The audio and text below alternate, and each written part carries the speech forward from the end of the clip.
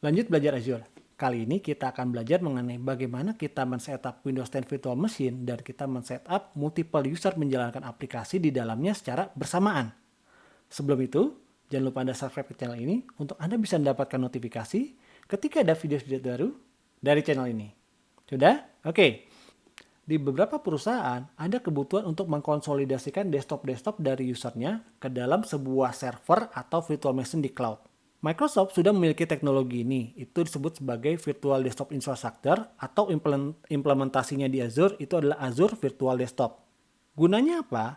Pertama, itu adalah untuk memastikan data-data atau dokumen yang digunakan untuk bekerja oleh user-user ini tidak keluar dari organisasi, gitu ya, masih berada dalam sebuah server atau VM yang kita manage. Yang kedua, itu adalah untuk memastikan kalau kita mempunyai aset berupa lisensi, itu terinstall ke tempat yang kita bisa punya kontrol. Dalam hal ini adalah sebuah VM yang diakses oleh multiple user. Yang ketiga, itu untuk memastikan bahwa anytime data maupun aplikasi yang digunakan untuk bekerja user ini bisa diakses kapan saja dan di mana saja secara online. Oke. Pada implementasi Virtual Desktop Infrastructure atau di cloud-nya Azure Virtual Desktop ya, biasanya itu dilakukan oleh enterprise, di mana akan ada faktor keamanannya menggunakan Active Directory, kemudian ada beberapa level keamanan lainnya gitu ya. Tapi biasanya perusahaan yang kecil atau menengah, mereka nggak butuhkan level keamanan sesophisticated itu. Mereka sesimpel butuh, saya ada sebuah aplikasi accounting, ya, saya pengen aplikasi accounting atau aplikasi perpajakan ini bisa diakses oleh remote oleh user-user saya secara bersamaan. Nah, gimana caranya? Kita bisa menggunakan Windows 10 Virtual Machine di Azure, ya. Gimana caranya? Yuk kita coba. Kita mulai dengan kita buka Azure Portal. Nah, dari sini kita pilih Virtual Machine atau Anda bisa search di sini ya Virtual Machine ya. Nah, di sini masih kosong. Dengan ini kita create Azure Virtual Machine. Oke, ini saya minimize bagian kiri. Oke. Nah, kita mulai dari yang pertama itu adalah kita buat virtual machine name. Nah, misalkan di sini kita pakai Windows 10 Shared. Oke. Selanjutnya adalah region.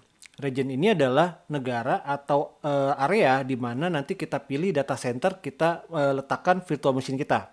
Nah, karena kita berada di daerah Asia Tenggara, kita pilih Asia Pasifik, Southeast Asia. Tapi Anda bisa pilih region lainnya ya. Selanjutnya adalah availability zone. Ya, gunanya adalah, Selanjutnya adalah availability zone. Ya, nah di region yang tadi kita pilih yaitu Southeast Asia itu bisa terdiri lebih dari satu physical data center. Gunanya apa? Just in case di data center yang satu terjadi masalah, ya, data center yang satu lagi dan atau yang satu lagi itu bisa take over load yang masuk ke dalam virtual machine kita. Oke. Nah, kita bisa memilih itu menggunakan satu, dua, atau bahkan tiga region. Tentu saja semakin banyak itu kita pilih akan semakin mahal gitu ya. Atau Anda kalau mau cost saving, Anda bisa pilih untuk tidak perlu ada redundancy ya. Nah, karena di sini saya cuma latihan aja, kita no infrastructure required ya supaya murah. Oke? Selanjutnya ini yang bagian paling penting itu adalah image, oke? Karena kita mau membuat virtual machine di mana ada Windows 10 yang bisa diakses oleh multiple user ya. Kita pilih di sini see all image.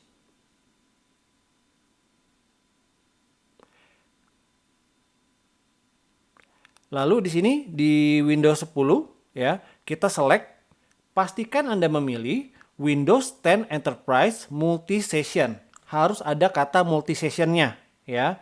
Nah, Anda bisa pilih yang versi 1 atau versi 2. Windows 10 latest itu per hari ini adalah 21H2 ya.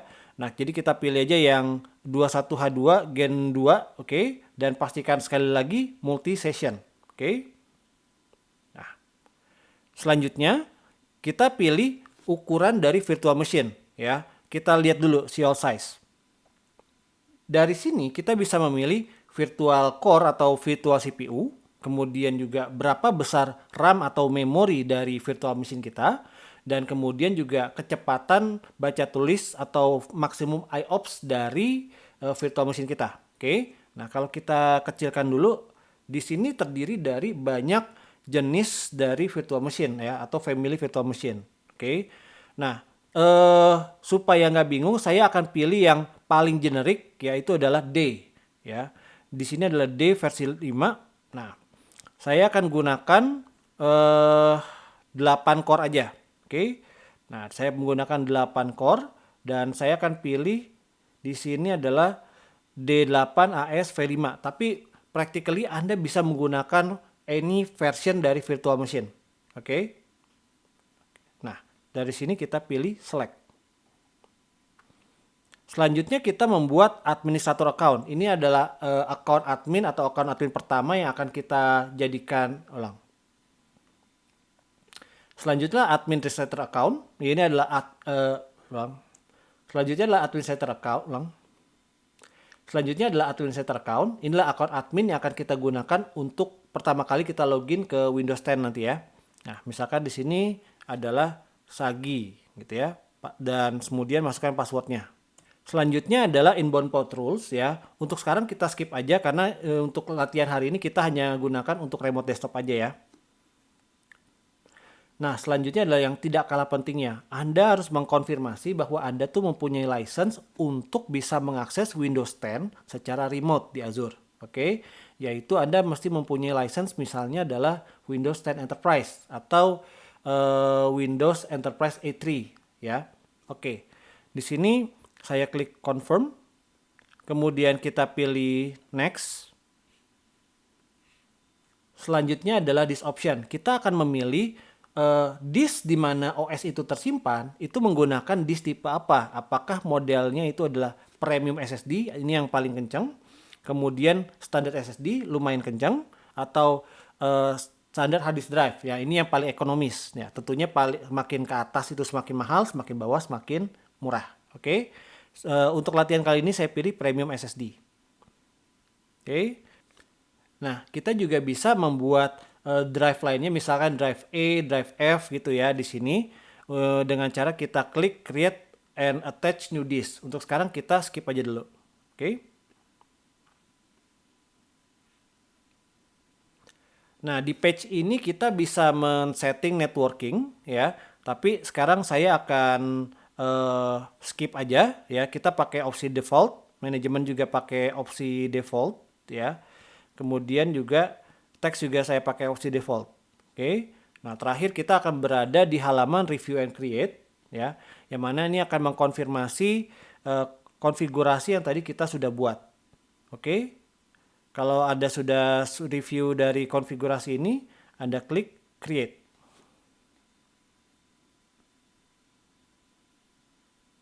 Oke, dia akan mendeploy virtual machine ya. Kita mungkin akan tunggu beberapa menit.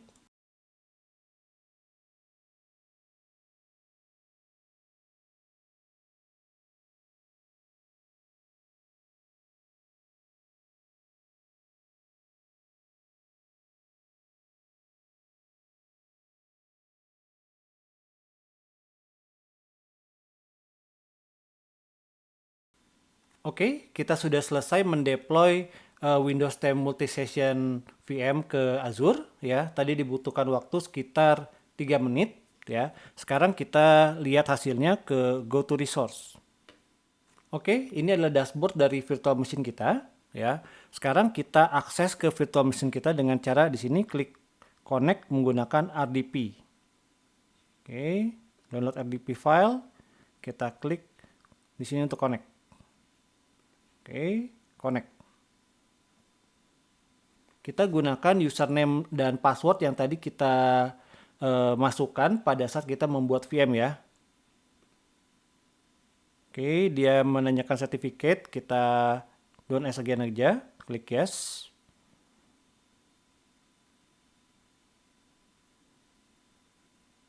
Oke, karena ini masih setup pertama, masih preparing Windows, kita tunggu aja.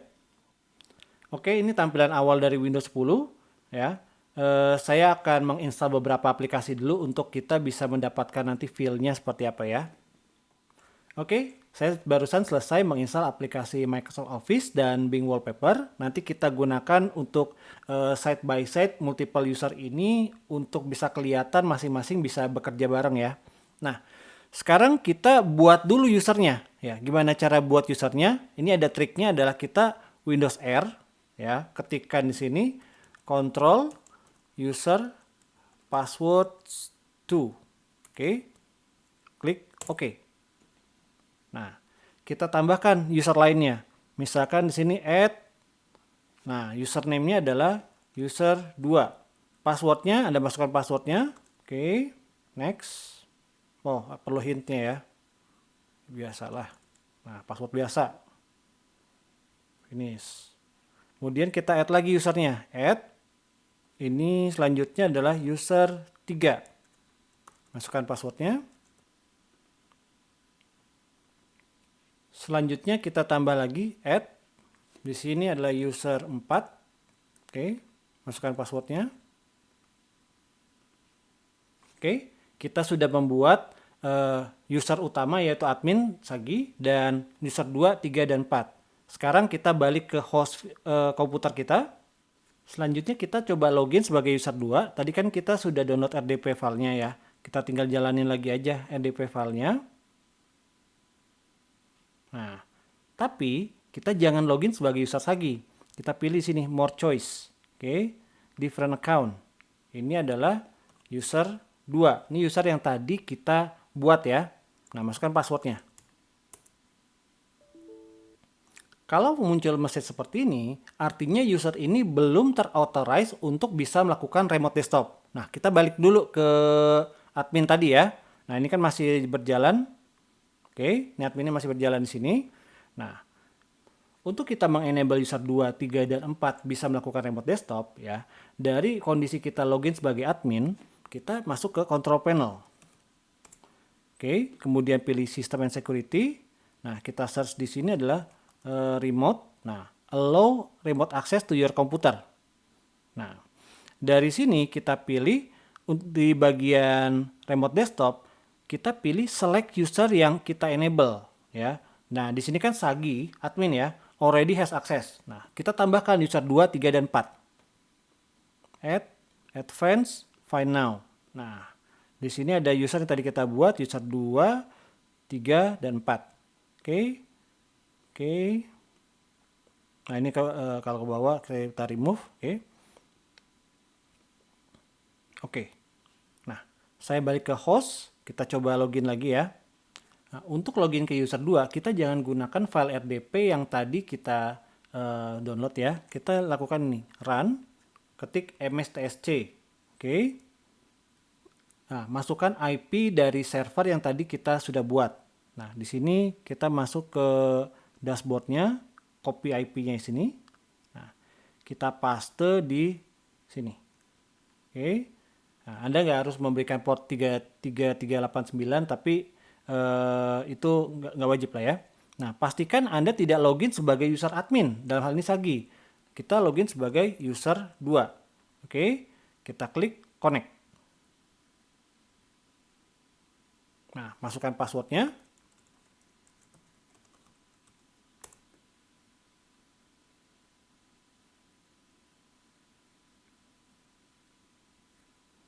Oke, kita sudah terlogin ke user 2. Dari user 2 ini kita coba jalankan satu aplikasi. Misalnya di sini kita jalankan PowerPoint. Oke. Oke. Kita biarkan kita pakai salah satu template lah ya. Oke. Nah, selanjutnya kita login sebagai user ketiga. Sama, mstsc, run mstsc, masukkan IP-nya. Tapi jangan pakai user 2, di sini pakai user 3. Oke. Masukkan passwordnya.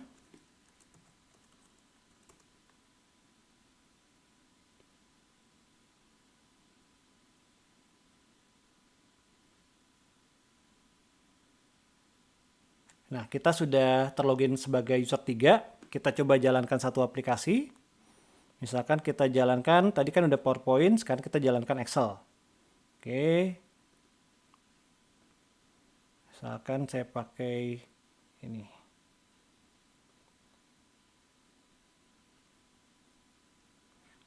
Oke, selanjutnya kita login sebagai user 4. Sama, mstsc, Kemudian kita masukkan IP, jangan sebagai user 3, ingat sebagai user 4. Kita klik connect, masukkan password.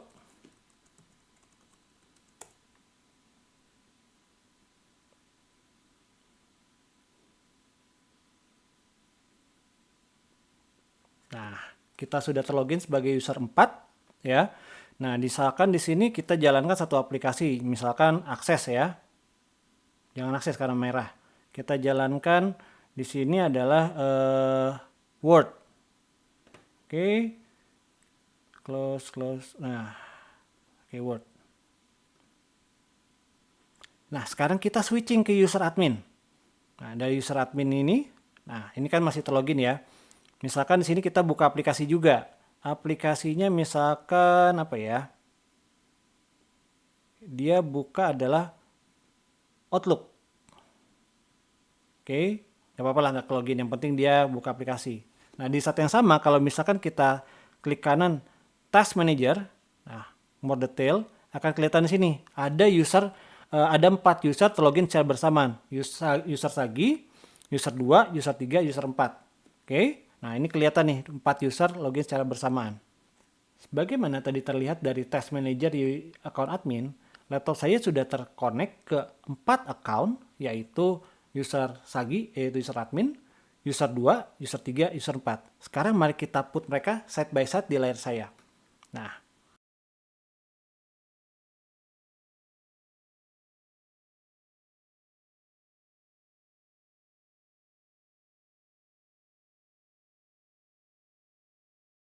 ya, kita sudah berhasil men-setup Windows 10 Multisession dan kita men-setup 4 user untuk bisa login secara bersamaan.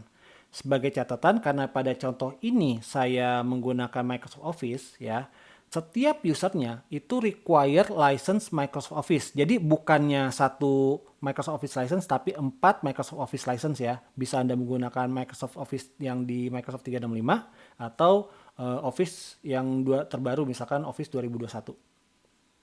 Ya, kita sudah berhasil men-setup Windows 10 Multi-Session Virtual Machine dan juga kita tadi sudah men-setup multiple user yang remote desktop secara bersamaan dan menjalankan aplikasi berbeda secara bersamaan. Ya, sebagai catatan, pada latihan ini saya menggunakan Microsoft Office ya. Nah, 4 user menggunakan Microsoft Office. Nah, Microsoft Office ini dia di license berdasarkan per device atau per user ya. Nah, apabila Anda menggunakan skenario yang exact same, artinya Anda tetap membutuhkan license 4 Microsoft Office ya, instead of 1. Oke? Karena memang tujuannya dari bagaimana multi-session ini bukan untuk menghemat license, tapi bagaimana kita memudahkan untuk memanage. Oke? Oke, itu tadi bagaimana kita men-setup Windows 10 Multi-Session Virtual Machine dan juga kita men-setup beberapa user untuk bisa merunning aplikasi secara bersamaan. Untuk sekarang itu dulu.